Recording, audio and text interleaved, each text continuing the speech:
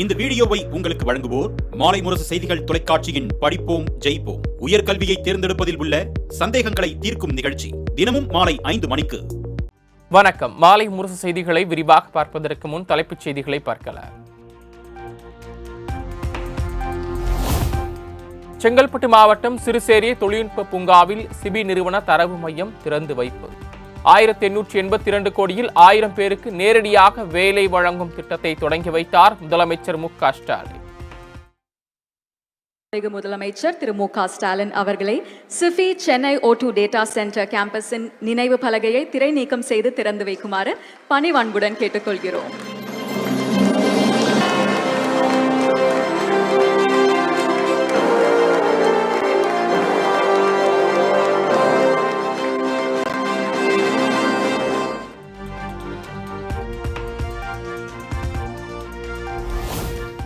சுதந்திர போராட்ட வீரர் தீரன் சின்னமலை பிறந்த நாள் விழா கொண்டாட்டம். கிண்டியில் உள்ள சின்னமலை திருவுருவ சிலைக்கு முதலமைச்சர் மு க ஸ்டாலின் மலர் தூவி மரியாதை.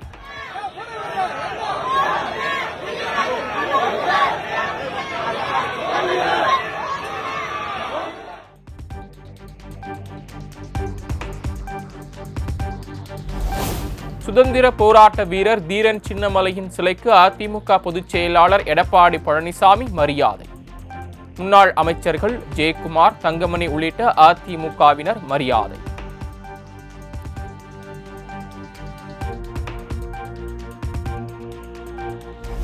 தமிழகத்தில் 2026 தேர்தலில் தேசிய ஜனநாயக கூட்டணி வெற்றி பெற்றால் அதிமுக தனித்தே ஆட்சி அமைக்கும்.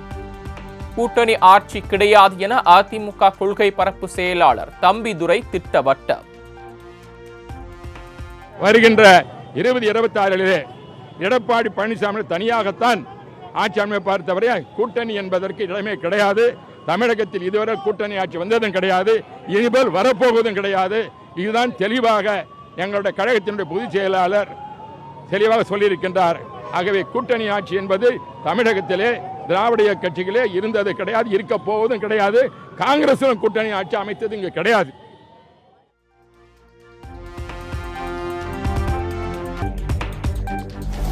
சென்னை மாநகராட்சிக்கு உட்பட்ட பகுதிகளில் 30 புதிய பூங்காக்கள் அமைக்கப்படும். தற்போது 900 பூங்காக்கள் மற்றும் 724 விளையாட்டு அரங்குகள் பயன்பாட்டில் உள்ளதாகவும் சட்டப்பேரவையில் அமைச்சர் KN நேரு தகவல். பூங்காக்களும் 724 விளையாட்டு அரங்கங்களும் பொதுமக்கள் பயன்பாட்டில் உள்ளன. தற்போது 32 புதிய பூங்காக்கள் அமைக்கும் பணி ரூபாய் 8 கோடி மதிப்பீட்டில் நடைபெற்று வருகின்றன. 25-26 ஆண்டில் 30 புதிய பூங்காக்கள் ரூபாய் 60 கோடி மதிப்பீட்டில் அமைக்கப்பட உள்ளன.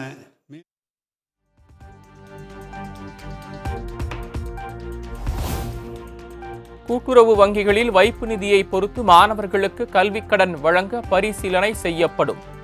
சட்டப்பேரவையில் கூட்டுறவுத்துறை அமைச்சர் பெரிய கருப்பன் திட்டவட்டம்.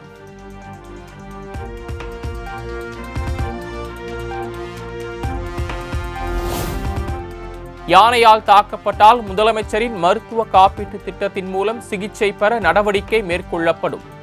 உதகையில் அரசு மருத்துவமனைகள் மேம்படுத்தப்பட்டு வருவதாகவும் சட்டப்பேரவையில் சுகாதாரத்துறை அமைச்சர் மா சுப்பிரமணியன் தகவல்.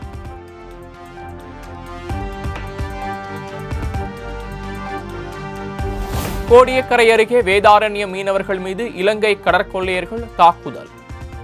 கத்தி, கட்டை உள்ளிட்ட ஆயுதங்களால் தாக்குதல் நடத்தியதுடன் GPS கருவி, வாக்கி டாக்கி உட்பட 50,000 ரூபாய் மதிப்புள்ள பொருட்கள் கொள்ளை. விழுப்புரம் மாவட்டம் மேல்பாதி திரௌபதி அம்மன் கோயில் 2 ஆண்டுகளுக்கு பிறகு திறப்பு. நான் அப்படி சொல்றேன், நீங்கள் உங்களுக்கு தேவையான பொருளை எடுத்துகிட்டு போங்க, எங்களை அடிக்காதீங்க, எங்களை அடிக்காதீங்க அப்படின்னு அவங்க வந்து பிரச்சனை பேசிட்டு திரும்ப என்ன பண்ணிட்டாங்க, அது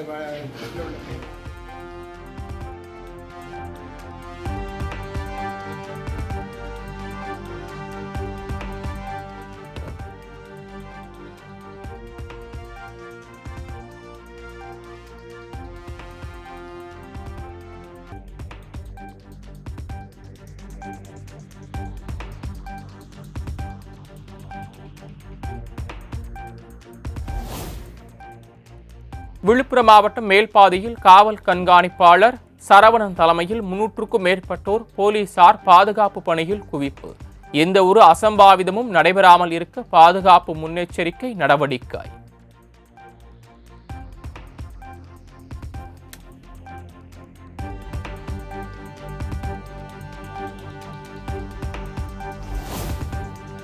உதகை அருகே உள்ள கள்ளக்குறை கிராமத்தில் உலா வந்த சிறுத்தை.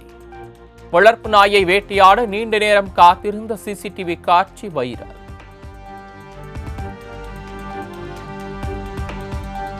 நெல்லை நாங்குநேரியில் மாணவர் சின்னதுரை மீது மீண்டும் தாக்குதல் நடத்தப்பட்ட விவகாரம்.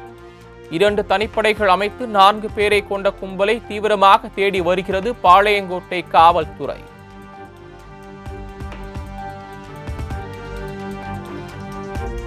மகாராஷ்டிர மாநிலத்தில் மத்திய அரசின் மும்மொழிக் கொள்கைக்கு ஒப்புதல். 1 முதல் 5ஆம் வகுப்பு வரை அனைத்து மாணவர்களுக்கும் 3ஆம் மொழியாக ஹிந்தி கட்டாயம் என்றும் அறிவிப்பு.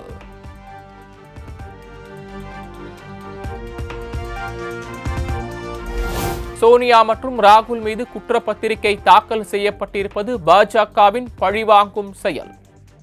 குருகிராம் நில மோசடி வழக்கு விசாரணைக்காக டெல்லி அமலாக்கத்துறை அலுவலகத்தில் ஆஜரான பின்னர் ராபர்ட் வதேரா விமர்சனம்.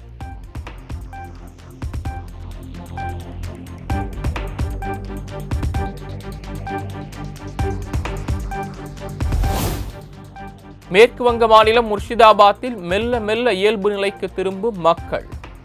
வக்ஃப் சட்டத்திற்கு எதிரான வன்முறையில் 3 பேர் உயிரிழந்ததை தொடர்ந்து போலீசார் குவிக்கப்பட்டதால் பதற்றம்.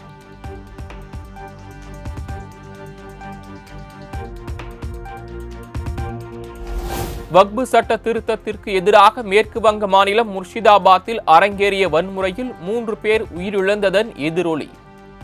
எஃப்ஐஆர் மற்றும் உளவுத்துறை ஆய்வுகளை மதிப்பீடு செய்ய 9 பேர் கொண்ட சிறப்பு விசாரணை குழுவை அமைத்தது அம்மாநில அரசு.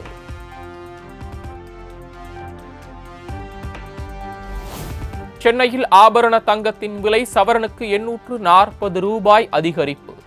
கிராம் ஒன்றுக்கு 8,920 ரூபாயாகவும் சவரன் ஒன்று 71,360க்கும் விற்பனை.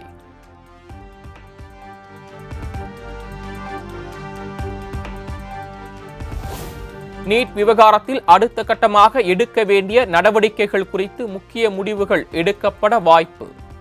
வக்ஃப் வாரிய திருத்த சட்ட எதிர்ப்பு உள்ளிட்ட பல்வேறு விவகாரங்கள் குறித்தும் விவாதிக்கப்படலாம் என எதிர்பார்ப்பு.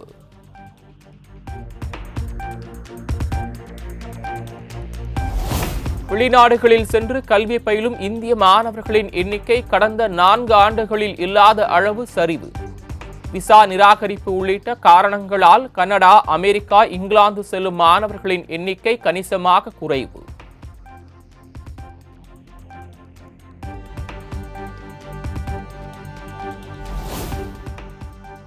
பதினான்கு மற்றும் 17 வயது சிறுமிகளிடம் பாலியல் சீண்டலில் ஈடுபட்ட வழக்கு. கிறிஸ்தவ மத போதகர் ஜான் ஜெபராஜின் உறவினர் பென்னட் ஹாரிஸ் என்பவரை கைது செய்தது காவல்துறை.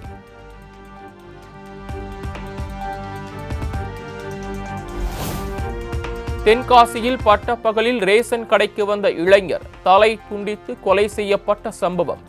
கொலை தொடர்பாக 2 பேரை கைது செய்து போலீசார் விசாரணை.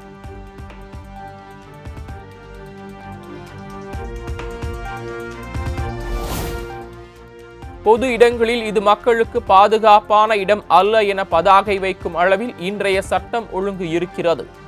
தென்காசி கொலை சம்பவத்தை சுட்டிக்காட்டி எடப்பாடி பழனிசாமி கண்டனம்.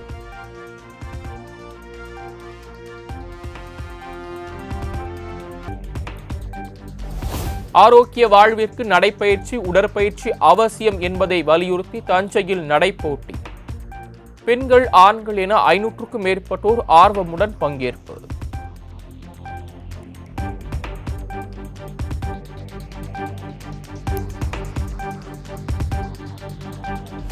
நீலகிரி மாவட்டம் கோத்தகிரியில் விமர்சையாக நடைபெற்ற மாரியம்மன் கோயில் தேர் திருவிழா. பாரம்பரிய இசை மற்றும் நடனத்துடன் களை கட்டிய விழாவில் திரளான பக்தர்கள் பங்கேற்று வழிபாடு.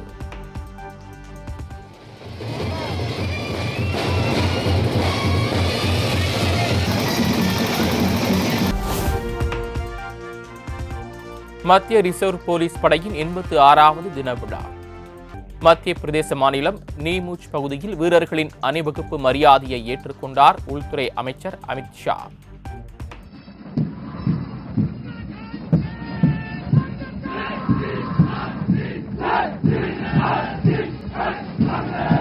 परेड का तीसरा दस्ता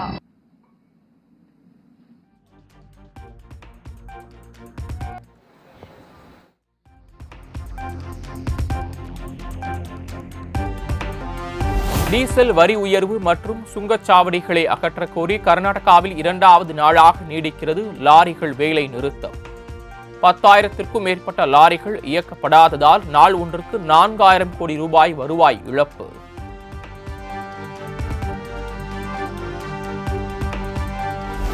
மத்திய ஆப்பிரிக்க நாடான காங்கோவில் மோட்டார் படகில் ஏற்பட்ட திடீர் தீ விபத்தில் பயணிகள் 50 பேர் உயிரிழப்பு. 100க்கும் மேற்பட்டோர் காயமடைந்த நிலையில் கடலில் மாயமானவர்களை தேடும் பணி தீவிரம்.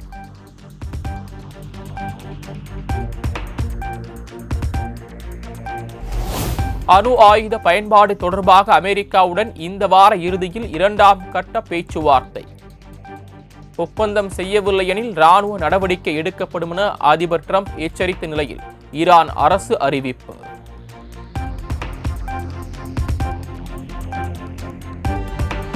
நைஜீரியாவில் 5,000 அரிய வகை எறும்புகளை கடத்திய 2 சிறுவர்கள் கைது.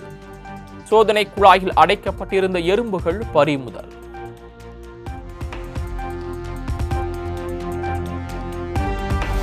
ஐபிஎல் கிரிக்கெட் தொடரில் டெல்லி அணி த்ரில் வெற்றி. சூப்பர் ஓவரில் ராஜஸ்தான் ராயல்ஸை வீழ்த்தி அசத்தல்.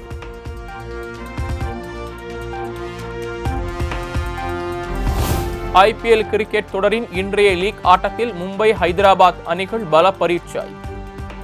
போட்டி மும்பை வான்கடே மைதானத்தில் இன்று இரவு 7:30 மணிக்கு தொடங்குகிறது.